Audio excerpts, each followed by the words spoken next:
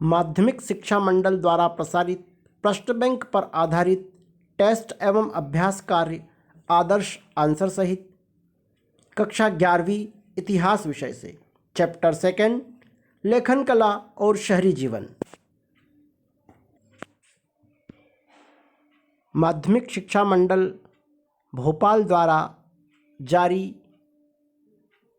प्रश्न bank chapter 2 लेखन कला और शहरी जीवन आप अवलोकन कर सकते हैं।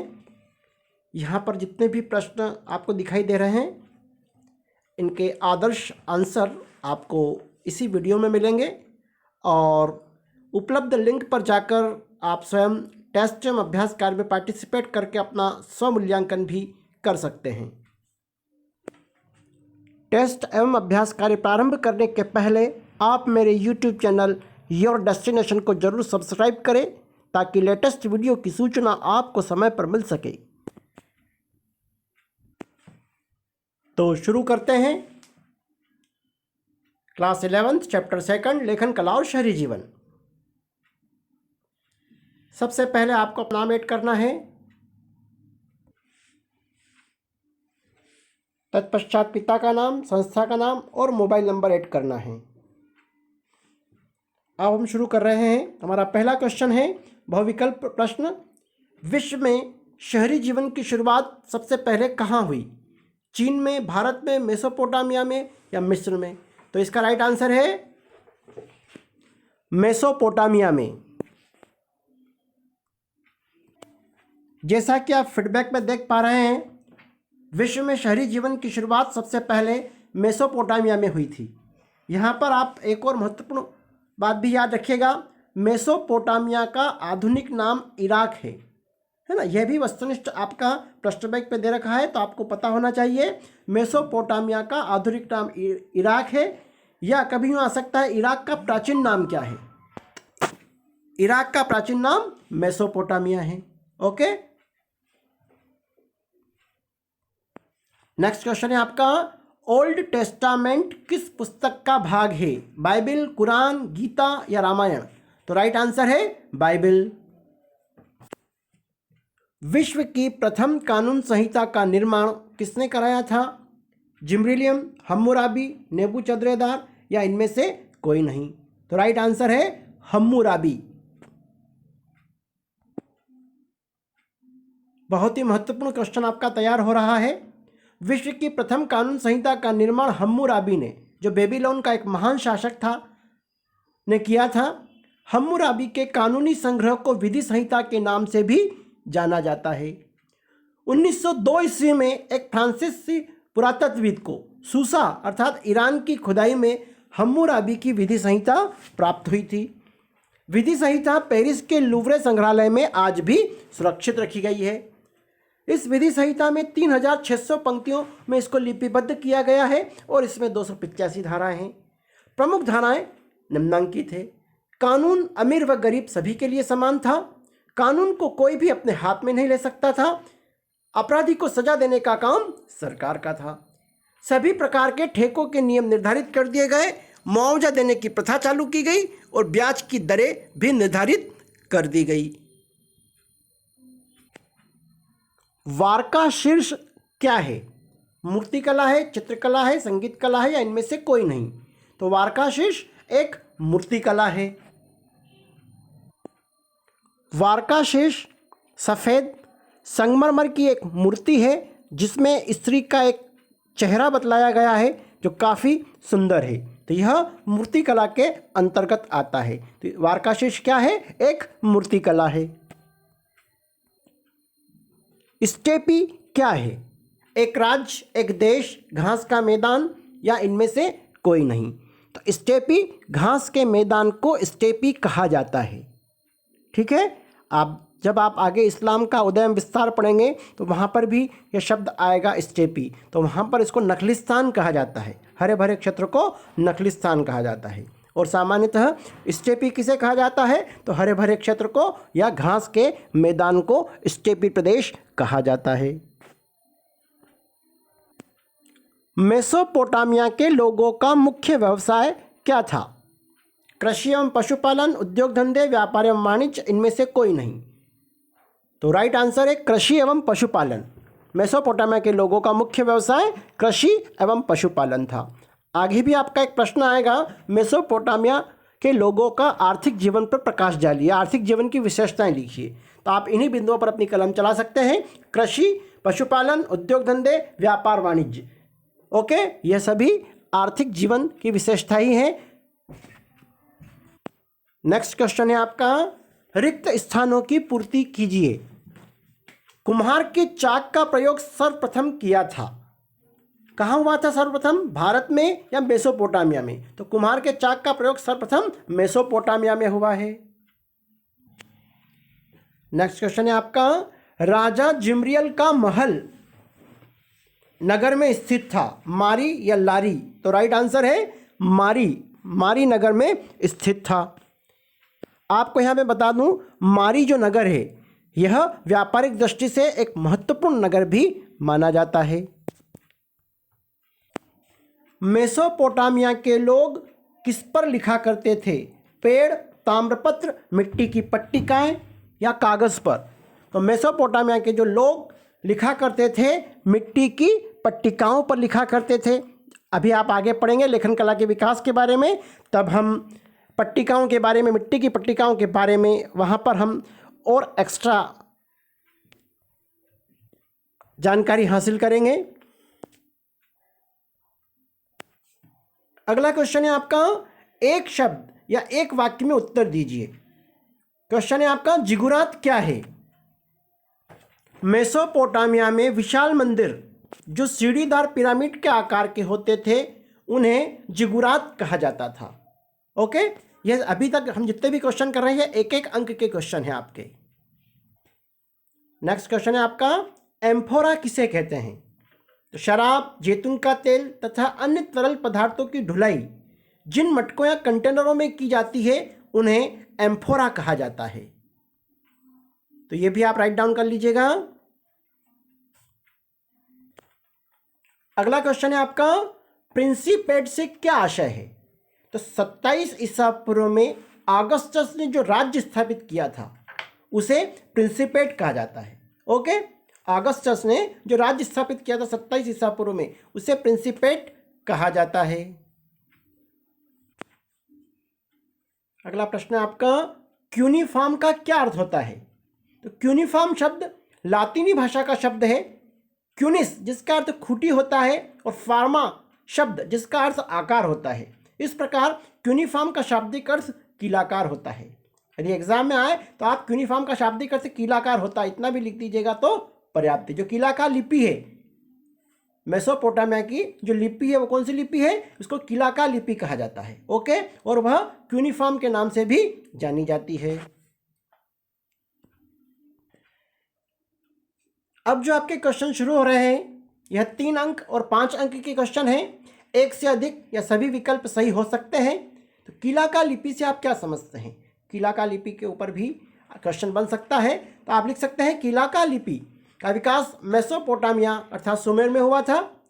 इस लिपि का आविष्कार लगभग 3000 ईसा पूर्व में सुमेरिया के लोगों ने किया था। इस लिपि में लगभग 300 अक्षर थे जिन्हें चिन्हों, चित्रों, संकेतों के माध्यम से व्यक्त किया जाता था। इस लिपि को चिकनी मिट्टी की गीली तख्तियों पर नुकीली वस्तु से लिखा जाता था और इस लिपि को एक अधिकारी हेनरी रॉलिंसन ने 1850 ईस्वी में सबसे पहले पढ़ा था। तो आपका एक और वस्तुनिष्ठ यह भी बनेगा कि सबसे पहले कीलाकार लिपि को सबसे पहले किसने पढ़ा? तो आप लिख सकते हैं हेनरी रॉलिंसन ने। ओके, तो बहुत महत्वपूर्ण प्रश्न है।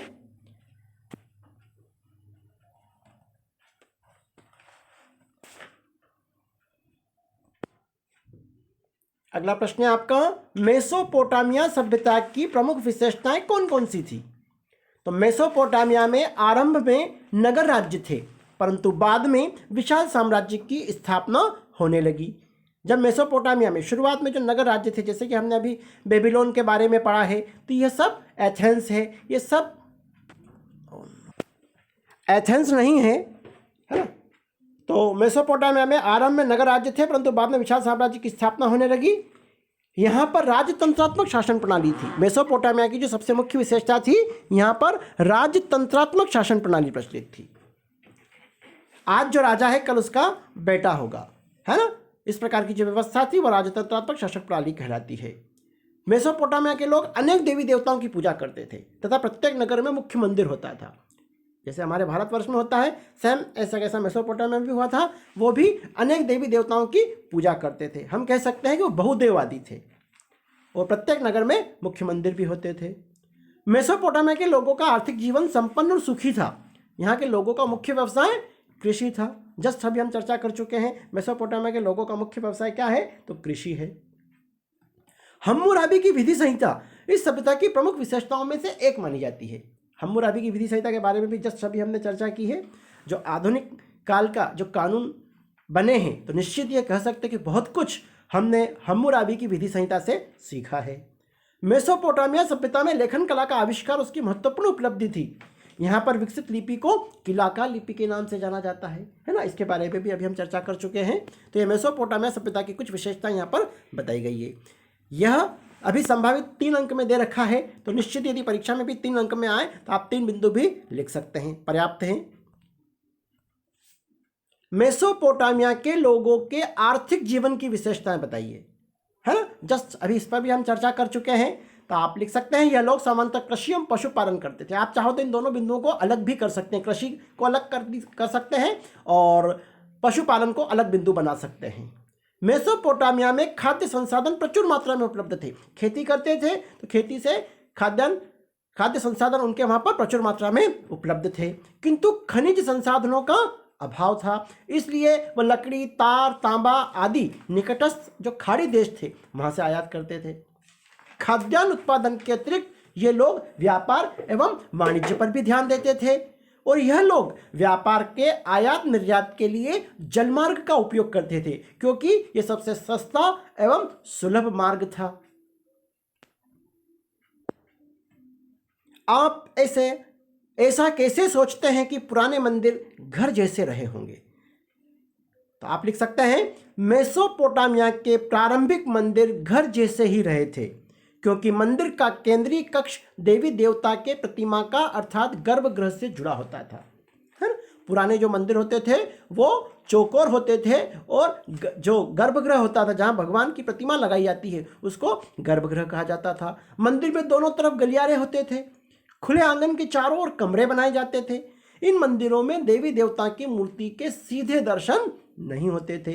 वहां तक पहुंचने के लिए आंगन बाहरी कक्षों से होकर गुजरना पड़ता था। सभी मंदिर लगभग एक जैसे ही बने होते थे, अतः यह सब घर जैसे दिखाई देते थे।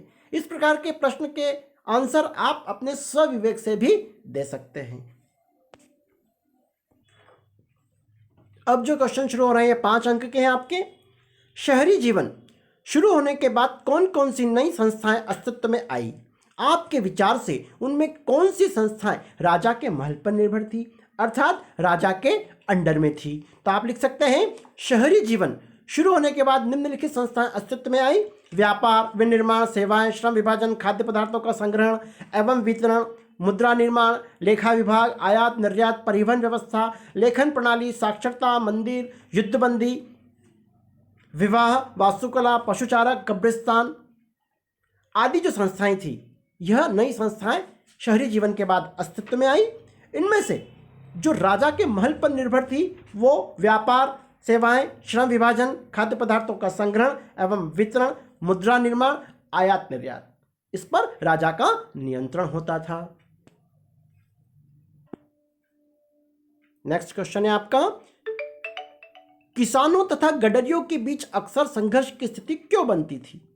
या यह कहना क्यों सही होगा कि खानाबदोश पशुचारक निश्चित रूप से शहरी जीवन के लिए खतरा थे? किसी भी प्रकार से प्रश्न पूछा जा सकता है, बहुत महत्वपूर्ण है। खानाबदोश पशुचारक अपने पालतू पशुओं के भोजन एवं पानी की व्यवस्था के लिए कई बार खेतों में बोई गई फसलों को हानि पहुंचाते थे। पशुचारक भोजन व धन की लालसा में कभी कभी किसानों एवं ग्रामीणों पर हमला भी कर देते थे और उनका माल लूट लेते थे। कई बार बस्तियों के लोग पशुचारकों का रास्ता रोक लेते थे, जिससे झगड़े की स्थिति उत्पन्न होती थी। कई पशुचारक शहरी क्षेत्रों में घुसते थे तो आवागमन पूर्णतः बाधित हो जाता था। कई बार ये पशुचारक शहरों में घुसते थे तो शहरी जीवन को पूरी तरीके से प्रभावित कर देते थे, है ना। तो ये जो बिंदु बताए गए हैं ये आपके लिए आधार है। ये भी प्रश्न आप पूरे अपने स्व विवेक से इसको लिख सकते हैं। अब जो आपके प्रश्न शुरू हो रहे हैं यह अभ्यास कार्य से संबंधित है ना। यहाँ आपको टेस्ट में अभ्यास कार्य दिए हैं तो टेस्ट में जो प्रश्न थे उसके अंक आवंटित किए गए हैं और अभ्यास कार्य के अंक आवंटित नहीं किए गए हैं। किंतु वार्षिक परीक्षा में भी इन अभ्यास कार्य से में जो प्रश्न उपलब्ध करवाए गए हैं ये भी अति महत्वपूर्ण है। ये आपके वार्षिक परीक्षा में 3 अंक या 5 अंक में आ सकते हैं, क्योंकि इस चैप्टर में 4 अंक का क्वेश्चन नहीं बन रहा है। मेसोपोटामिया के प्राचीन उर नगर की विशेषताएं बताइए, है ना। उर नगर की विशेषताएं बताना है तो जैसा कि आप स्क्रीन पर देख पा रहे हैं उर नगर की मुख्य विशेषताएं निम्नांकित है। उर नगर में टेढ़ी मेढ़ी व सकरी गलियां होती थी। उर नगर में टेढ़ी मेढ़ी व सकरी गलियां होती थी जहां पर पहिए वाली गाड़ियां घरों तक नहीं पहुंच सकती थी। जब टेढ़ी मेढ़ी गलियां होगी तो निश्चित ही उस समय जो बैलगाड़ियां चलती थी तो बैलगाड़ी भी वहां पर नहीं पहुंच सकती थी। तो लोग माल कैसे ले जाते थे, अपने घर तक कैसे लाते थे और ले जाते थे, तो वह जो भी पुरुष होते थे वो कंधों पर लाद कर माल घर से ले जाते थे और घर तक लाते थे। पतली व घुमावदार गलियों और उनमें स्थित घरों के भूखंडों पर एक सा आकार न होने से यह ज्ञात होता है कि यह नगर नियोजन पद्धति का नितांत अभाव था, है ना। वहाँ के जो मकान थे एक जैसे नहीं बने थे, गलियां एक जैसी नहीं थी तो निश्चित ही मकान भी एक जैसे नहीं थे, छोटे बड़े थे। जैसे कि आप भारत की जो हमारी सभ्यता है, सिंधु सभ्यता, हड़प्पा सभ्यता, वह एक नगर नियोजन का एक आदर्श उदाहरण है, किंतु उर नगर में इस प्रकार की कोई व्यवस्था नहीं थी। तीसरा बिंदु आप बना सकते हैं, उर नगर में गलियों के किनारे जल निकासी के लिए उस तरह की नालियां नहीं थी जैसे कि उसके समकालीन नगर मोहनजोदड़ो से मिली, है ना। मोहनजोदड़ो में जल निकासी की व्यवस्था बहुत शानदार तरीके से कर रखी थी, जबकि उर नगर में इस प्रकार की कोई व्यवस्था नहीं थी, पानी चारों तरफ फैल जाता था। नगर के घरों के अंदर रोशनी खिड़कियों से नहीं अपितु आंगन के खुले दरवाजे से आती है।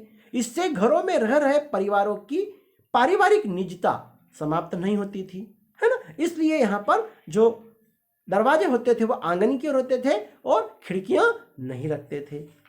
उर नगर के घरों की जो दहलीज होती थी सामान्यतः वह भी ऊंची होती थी। उसको धर्म की दृष्टि से जोड़ दिया गया कि दहलीज ऊंची होना चाहिए, लेकिन हो सकता है पानी की निकासी या जल की निकासी सही नहीं थी तो हो सकता है पानी घर के अंदर आ जाए, इसलिए हो सकता है दहलीजों को ऊंचा रखने की परंपरा शुरू कर दी गई हो। तो यह मेसोपोटामिया की उर नगर की कुछ विशेषताएं यहाँ पर बताई गई है। मेसोपोटामिया की सभ्यता में मुहर एक शहरी शिल्प कृति थी। स्पष्ट कीजिए, अब मुहर एक शहरी शिल्प कृति थी। मुहर आप सब जानते हैं, मोहरे मेसोपोटामिया सभ्यता में भी काफ़ी मिली है। तो मेसोपोटामिया में पहली सहस्राब्दी ईसा पूर्व के अंत तक पत्थर की बेलनाकार मोहरे जो बीच में आर पार जिस पर छेद होता था एक तीली लगाकर गीली मिट्टी के ऊपर घुमाई जाती थी और इस प्रकार उनसे लगातार चित्र बनाया जाता था। वे अत्यंत कुशल कारीगरों द्वारा उकेरी जाती थी।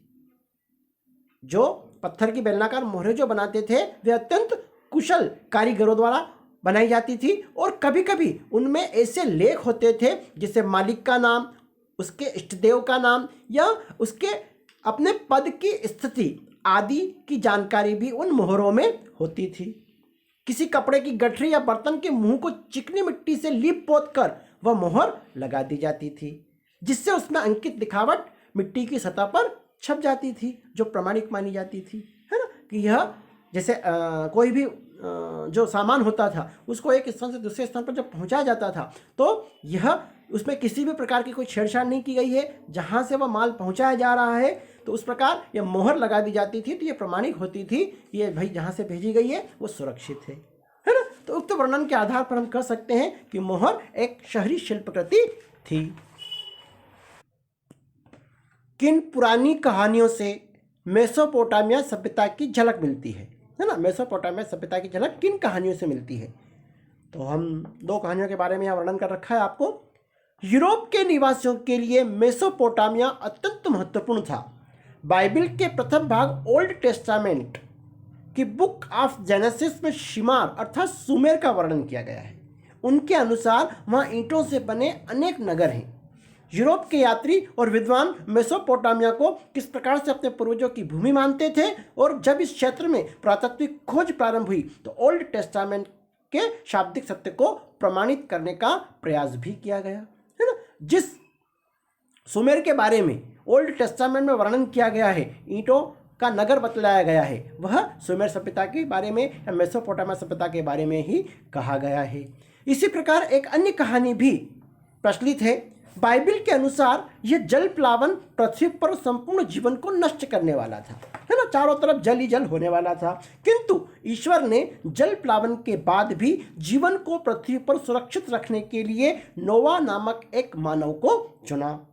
नोवा ने एक बहुत बड़ी नाव बनाई और उसमें सभी जीव जंतुओं का एक एक जोड़ा रख दिया, और जब जल प्लावन हुआ तो शेष सब कुछ नष्ट हो गया और नाव में रखे सभी जोड़े सुरक्षित बच गए, और इस प्रकार पुनः पृथ्वी पर जीवन प्रारंभ हुआ, है ना। तो ये कहानियां हैं और इन कहानियों से हमें मेसोपोटामिया सभ्यता की झलक मिलती है। अगला प्रश्न है आपका, लेखन क्या है? मेसोपोटामिया सभ्यता की लेखन कला के विकास को समझाइए। तो लेखन क्या है? तो लेखन उच्चारित ध्वनियां एवं अभिव्यक्तियां जो दृश्य, संकेतों, संख्याएं एवं लिपि के रूप में प्रकट की जाती है, उसे लेखन कहा जाता है। अब मेसोपोटामिया सभ्यता की लेखन कला का विकास के बारे में आप लिख सकते हैं, लगभग 3200 ईसा पूर्व में मेसोपोटामिया से प्राप्त मिट्टी की पट्टिकाओं में चिन्ह एवं संख्याओं के प्रमाण मिले हैं। जब से यह माना जाता है कि लेखन कला संभवतः तब से ही प्रारंभ हुई होगी। मेसोपोटामिया में मिट्टी की पट्टिका के ऊपर लिखा करते थे। लेखन हेतु वह चिकनी मिट्टी को गीला कर ठोस गूंथते थे और उसको आकार देते थे, जिससे सरलता से वह वांछित चिन्ह बना सके। फिर उसको धूप में सुखा देते थे और वह पक्की हो जाती थी, है ना। इस प्रकार मेसोपोटामिया के लोग मिट्टी की तख्तियों पर लिखते थे या मिट्टी की पट्टिकाओं पर लिखते थे। कुछ पट्टिकाएं टूट भी जाती थी। इस लिपि में स्वर या व्यंजन न होकर केवल पहचान स्वरूप लेखन में उपयोग किए जाते थे, है ना। इसमें कोई स्वर और व्यंजन नहीं होता था, केवल पहचान स्वरूप लेखन के रूप में इसका उपयोग किया जाता था। इस प्रकार लेखन कला का विकास हुआ। ठीक है, अब हम अंतिम क्वेश्चन पर आ गए हैं। जो प्रश्न बैंक में संभावित क्वेश्चन जो दिए गए थे माध्यमिक शिक्षा मंडल की ओर से, वो सभी प्रश्नों का समावेश इस टेस्ट और अभ्यास कार्य में किया गया है। तो क्वेश्चन है आपका अंतिम, मेसोपोटामिया ने विश्व को क्या देन दी, है ना। मेसोपोटामिया सभ्यता ने विश्व को क्या देन दी? तो हम लिख सकते हैं, विश्व में सबसे पहले नगर राज्यों एवं साम्राज्य के दर्शन हमें इसी सभ्यता में मिले। ओके, कुम्हार के चाक का प्रयोग सर्वप्रथम इसी सभ्यता में किया गया, यह वस्तुनिष्ठ आएगा। कुम्हार के चाक का प्रयोग सर्वप्रथम कहाँ हुआ? अभी हमने टेस्ट और अभ्यास कार्य में इस प्रश्न को देख चुके हैं, तो आपको पता होना चाहिए मेसोपोटामिया में ही कुम्हार के चाक का प्रयोग सर्वप्रथम हुआ था। इसी सभ्यता में सर्वप्रथम लिपि का व्यापक विकास हुआ। लिपि के बारे में भी अभी हमने चर्चा करी। हम्मुराबी की विधि संहिता इस सभ्यता की प्रमुख देन मानी जाती है और विश्व इतिहास में इस विधि संहिता का विशिष्ट स्थान है। वर्तमान में जिस किसी भी देश के जो कानून और विधि संहिता बनी है, कह सकते हैं कि वह जो हम्मुराबी की विधि संहिता से उसी से प्रेरणा लेकर बनाई गई है। ओके, मेसोपोटामिया के लोगों ने सबसे पहले नहरें बनवाई जिसमें वर्ष भर पानी की पूर्तियां सुचारू रूप से की जा सकती थी। तो इस प्रकार मेसोपोटामिया ने विश्व को बहुत कुछ दिया है। इस प्रकार माध्यमिक शिक्षा मंडल द्वारा जो जारी प्रश्न बैंक थी उस पर आधारित जो लेखन कला और शहरी जीवन आपके लिए तैयार किया है। अब व्यू स्कोर देख लेते हैं, कितने अंक अर्जित किए। आप देख पा रहे हैं 100% सभी आंसर आपके सही हैं। आप भी इस टेस्ट अभ्यास कार्य में पार्टिसिपेट कर सकते हैं और अपना स्वमूल्यांकन भी कर सकते हैं, सीखने का एक नया तरीका, एक नए अनुभव के साथ।